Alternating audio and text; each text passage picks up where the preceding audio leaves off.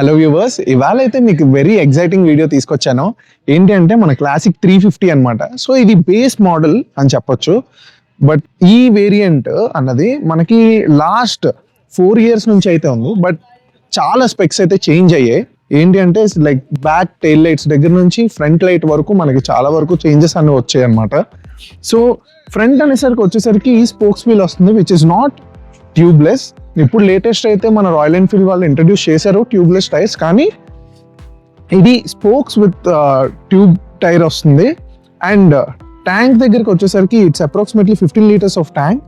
And also మనకి 350cc engine అయితే వస్తుంది. సో స్పెసిఫికలీ మనకి క్లాసిక్ 350లో ఇప్పుడు లేటెస్ట్ హై ఎండ్ వర్షన్స్ కూడా కొన్ని రిలీజ్ చేయడం జరిగింది. కొన్ని వర్షన్స్ మిడ్ వేరియంట్స్ కింద, కొన్ని వర్షన్స్ లో వేరియంట్స్ కింద, కొన్ని వర్షన్స్ హై ఎండ్ వేరియంట్ కింద. సో బేసికల్గా వాటికి దీనికి పెద్ద వేరియేషన్ అయితే ఏం లేదండి. మనకి ఏంటంటే బ్యాక్ డిస్క్ అనేది రాదు, దీనికైతే మనకి డ్రమ్ బ్రేక్ వస్తుంది. But it's an ABS bike.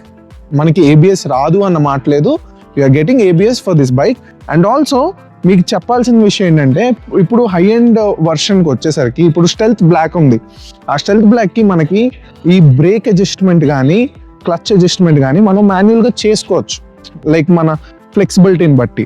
So అదొక అడ్వాంటేజ్ ఉంది. అండ్ ఆల్సో మనకి ఇక్కడ లైట్స్ వచ్చేసరికి అయితే కంప్లీట్లీ హాలోజన్ బల్బ్స్ అయితే వస్తున్నాయి, ఫ్రంట్ కానీ బ్యాక్ కానీ.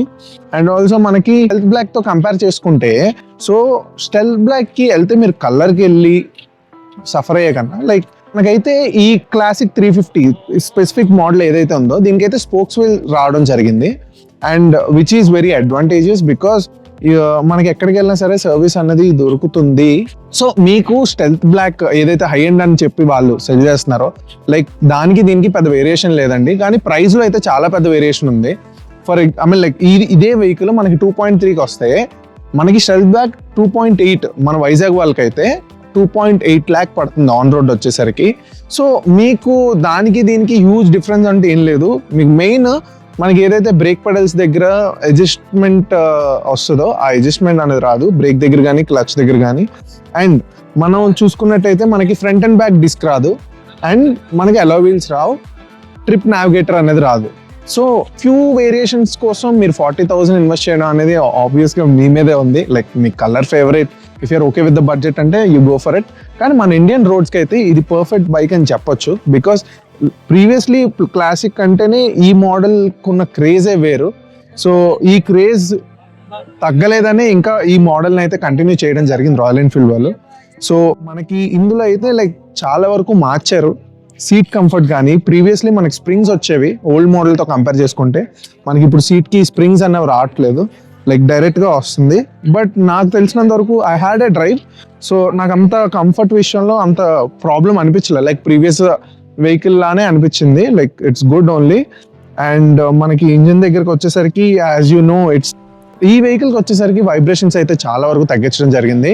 మనకైతే చాలా రిఫైన్డ్ డ్రైవ్ అన్నది ఆన్ రోడ్ మీద అయితే మనకు దొరుకుతుంది అనమాట. So this is all about the classic 350. మీకు ఇంకా నేను గాన్ వీడియో కూడా చేశాను. గాన్కి దీనికి కూడా మనం గాన్కి క్లాసిక్ 350కి కూడా మనం అయితే కంపారిజన్ వీడియో చేయడం జరుగుతుంది. యాజ్ సూన్ యాజ్ పాసిబుల్ నేను అది కూడా అప్లోడ్ చేస్తాను. సో స్పెసిఫికలీ క్లాసిక్ 350 రివ్యూ అయితే ఇదే. సో నాకైతే ఈ వెహికల్ బాగా నచ్చింది. Like I had the best experience. Starting వరకు స్టెల్త్ బ్లాక్గా దీనికని చాలా ఆలోచించాం, కానీ ఫైనల్లీ మేము ఈ వెహికల్ అయితే తీసుకున్నాం. This is very good. So I suggest you to go with this because ఇదైతే budget friendly and good on roads. మీకు రాయల్ ఎన్ఫీల్డ్ ఫీల్ ఎక్కడ కూడా తగ్గించదు. So this is Shashi from విన్మో news. Please do like, share and subscribe. Thank you.